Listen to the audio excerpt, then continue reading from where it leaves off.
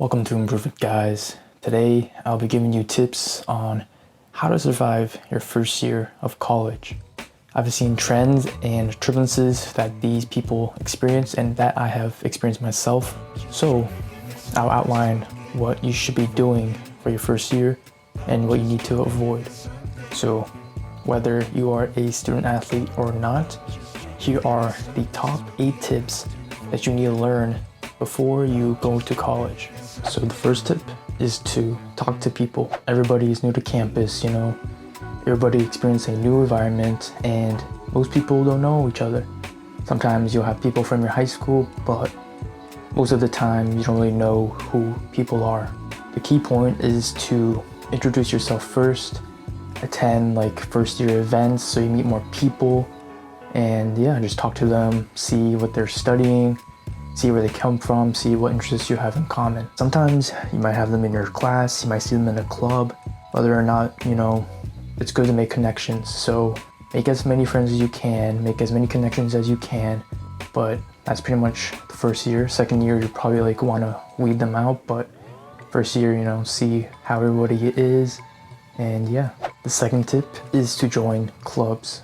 I'm sure your college has many different clubs that you can participate in, or even join the e-board. So find an interesting club or a club that matches what you want to do, or just something for fun, like even a club sport, but you want to join as many as you can. So you find different kinds of people, meet different kinds of people in there, and kind of form a connection.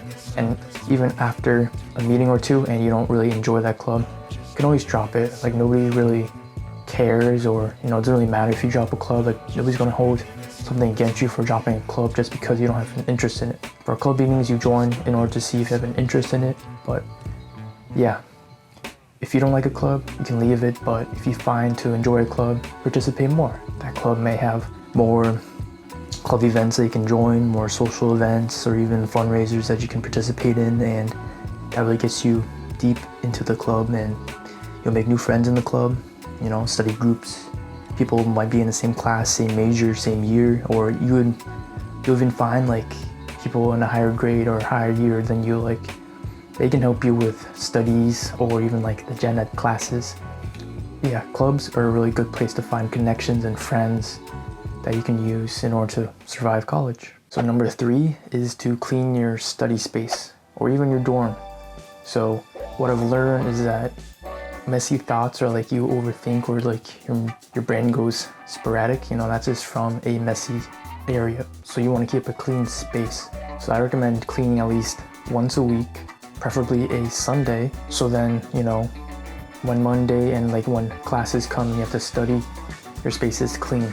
But this is a very good habit to have, because having a messy space is, unwelcoming for people who come in your dorm, and also it clutters your mind as well. So a big tip is just to organize your stuff, organize your notes, write down the desk itself, and get the dust out, vacuum, all that kind of stuff. Number 4 is to take advantage of study spaces, tutors, and even back exams. So whether you find a space in the library or even in the dorm or some other classroom, use those spaces, because personally, I felt whenever I studied in my room or had to edit videos in my room, I procrastinated, or I was distracted. My room is a big distraction, so finding a space away from your room will help you be less distracted, and you'll study, more productively. With tutors, if your college offers tutors, use that, because sometimes you need guidance in a class that's very difficult, and someone who's experienced that class will help you, so you don't feel stuck and you have to figure things out by yourself. But if your college doesn't offer this kind of tutoring, then I recommend going to office hours to your professors or TAs, because they also have time to explain topics or certain problems that you have questions on, and that's very helpful.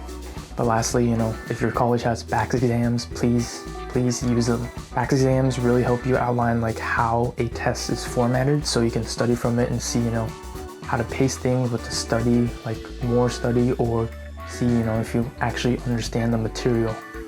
So in turn you'll be ready for the exam. Number 5 might be an odd one, but basically you want to eat well, eat healthy and exercise. What I've found is that, a lot of freshmen, they're new, they don't have, their moms or fathers or whatever, controlling their diet. So they just eat whatever they want, whatever they feel like, whatever is readily available for them. And that in turn, leads to sometimes a weight gain or low energy, or you just feel lethargic or kind of like brain fog. And that's all because you're not exercising and you're not eating well. But if you're trying to figure out what foods you should eat or even avoid in college to avoid, that freshman 15, I wrote an article about that, and that will be in the description below. Make sure you exercise at least 3 to 4 times a week. That can be cardio, like running, bicycle, or swimming, or you can weight train as well, or you can do both. But you can also do active activities like soccer, volleyball, club sports kind of stuff, or just playing with your friends. Just get some movement in, because that's good for your health, your muscle health, bone health, brain health, and mental health as well. Make sure you get some activity in, eat well. You don't have to be a perfect diet. You can have a dessert like once in a while, like once a day, but moderation. Don't overindulge, don't stress eat. Like, I know that's a problem, but be fully aware of yourself. Don't succumb to the stress. Be active, eat well, and you'll be okay. Number 6 kind of ties in with cleaning your room, but also learn how to clean your room, learn how to do your laundry, and learn how to clean the bathroom if you have to. Depending on what dorming situation is, it's still a good skill to learn how to do your laundry and clean stuff like dishes and bathrooms, because probably like the next year or your 3rd year or 4th year, you might have your own living space and nobody's gonna clean it unless you clean it. I advise you to learn how to clean, how to do your laundry, obviously, because you'll be doing that your 1st year anyways. Also, what sanitation stuff you need, what materials and wipes you need, how to do it. But yeah, all in turn, just make a schedule. Like personally, what I did was I cleaned the bathroom for my other 3 roommates. So we have 4 people. They did other cleaning stuff. I did the bathroom specifically because, I don't know, I enjoyed it. Made me less stressed. But what I did was I cleaned it once a week, and I cleaned my room once a week. So for my room, I vacuumed all the eraser stuff, the dirt or dust, rocks. I vacuumed that up. I organized my bed. I washed stuff in my bed, washed my clothes, and organized my books and my backpack. That's pretty much what Sunday would be. I would clean. Cleaning on Sunday, for me, works. But if you find another day helpful, then do that. Or if you want to do a different day of cleaning, go ahead. But at least clean once a week. Number 7, I'm kind of a victim of this, but attend all your lectures. Be smart about it. So I didn't really attend all my lectures. I attended most of the lectures for important classes, and for general classes that I already knew how to study for. That didn't really require me to be there because they just repeated certain things or they posted their slides and stuff like that. I didn't really go to those classes because personally I can study fine just by looking at the slides and doing the homework. But I don't know how some other colleges work. Do what works for you, but attend every lecture, okay? Don't be like me. It's important to know what's going on in the class, if there's a test coming up or a quiz. You want to know what's on those things, especially how many questions. Sometimes the professor goes over how many questions are on the test or the quiz, what topics are covered, and what is most important, or what you really need to learn for those things, how to study for them. Because some professors just will tell you study from the notes or study from the homework.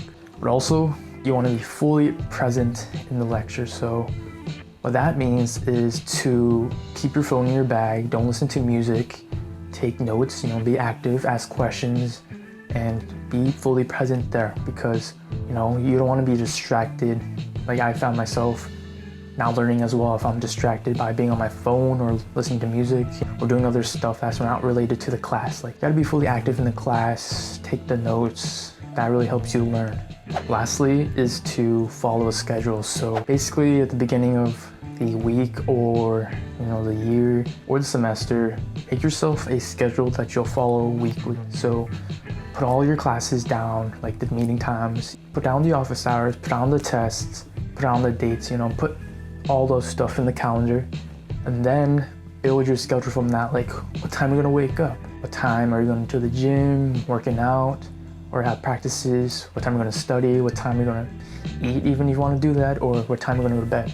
But put everything in the schedule so you know what you're gonna do next. Personally, I like 8 to 9 hours of sleep per night, so I already know that time is blocked out of my schedule for sleeping.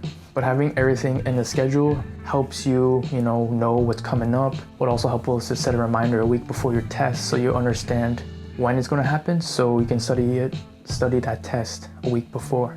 But yeah, scheduling helps you so you don't have to remember like what you have, what the time you need to do something, what time you have class. Just look at it like, oh, I have that. It saves time and energy.